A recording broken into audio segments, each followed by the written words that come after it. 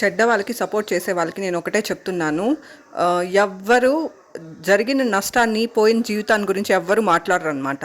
చెడ్డ వాళ్ళకే సపోర్ట్ చేస్తారు. ఇప్పుడు నేను జాబ్ మానేసి 11 ఏళ్ళు అవుతోంది. జాబ్ అయితే నా దగ్గర బలవంతంగా మానిపించారు.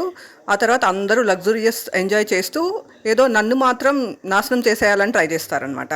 మళ్ళీ వీళ్ళేదో కష్టపడిపోతుంటే నేనేదో ఇంట్లో కూర్చొని తినేటట్టు మళ్ళీ బిల్డప్ ఇస్తారు. అక్కడ జరిగిన అన్యాయం గురించి అయితే ఎవరికి ఫరాక్ పడదన్నమాట. ఇప్పుడున్న ప్రజెంట్ సిచ్యువేషన్ బట్టి ఒక మనిషిని హింసించడం, చులకన చేయడం, నేను అసలు నా జాబ్ నేను మానలేదు, అందరూ కలిసి పంచాయతీలు పెట్టి మరీ మానిపించారు. మరి ఇప్పుడు ఏంటంటే నిన్ను కొంతమంది అంటున్నారు, ఇన్ని రోజులు నువ్వు మానేసినా నీకు తిండి పెడుతున్నారు కదా అని.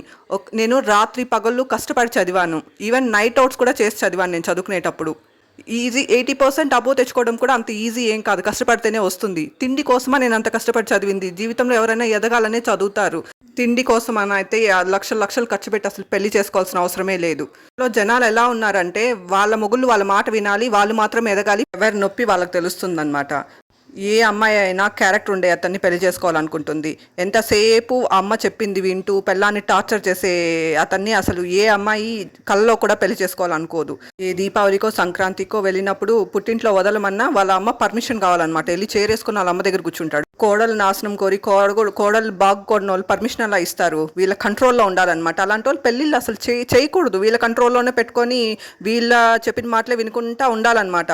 పెళ్ళైన తర్వాత ఒక పరాయోడు భర్త అతను కోడల్ని పక్కన రూమ్లోకి తరిమేసి కొడుకుని బెడ్ పైన పడుకోబెట్టుకునే అసలు ఆ చట్టం ఎక్కడ రాసుంది? అసలు అది చాలా తప్పు. ఇలాంటి వాళ్ళకి సపోర్ట్ చేస్తున్న వాళ్ళని అడుగుతున్నాను, మీ ఇంట్లో కూడా కొడుకులు పక్కన పడుకోబెట్టుకొని కోడల్ని పక్కన రూమ్ తరుముతున్నారా మీరు? లేదు కదా. మరి పరా ఇంట్లో తప్పు జరిగేటప్పుడు తప్పని చెప్పకుండా ఎందుకు అలాంటి వాళ్ళకి సపోర్ట్ చేస్తున్నారు? తప్పు ఎవరు చేసినా తప్పే. అసలు కోడల్ని లెక్క చేయకోకుండా ఇప్పటికీ పెళ్ళై 15 ఏళ్ళు అయినా కూడా మీ కంట్రోల్లోనే ఉండాలి, మీ చేతుల్లోనే ఉండాలి, ఏమీ కొనివ్వకూడదు, స్లేవ్ లాగా చూడాలంటే బానిసలాగా చూడాలి. ఇలాంటి మనుషులు ఉండేంత వరకు ఏ కుటుంబాలు బాగుపడవో. ఆ పిల్లలు కూడా ఇలాంటి వాళ్ళని చూసి వాళ్ళు అసలు ఏం నేర్చుకోవాలి? రేపు వాళ్ళ పిల్లల్ని ఎలా ట్రీట్ చేయాలి? అసలు వాళ్ళు కూడా బానిసలాగా ట్రీట్ చేయాలా? అలా ట్రీట్ చేస్తే ఇంకో నెక్స్ట్ జనరేషన్ వాళ్ళు ఊరికే ఉంటారా?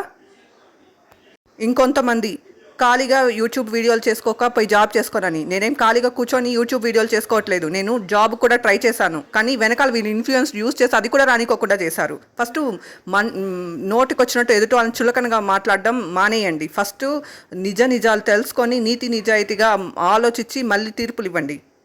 చులకనగా మాట్లాడడం ఎదుటి వాళ్ళని చాలా ఈజీ అయిపోయిందనమాట.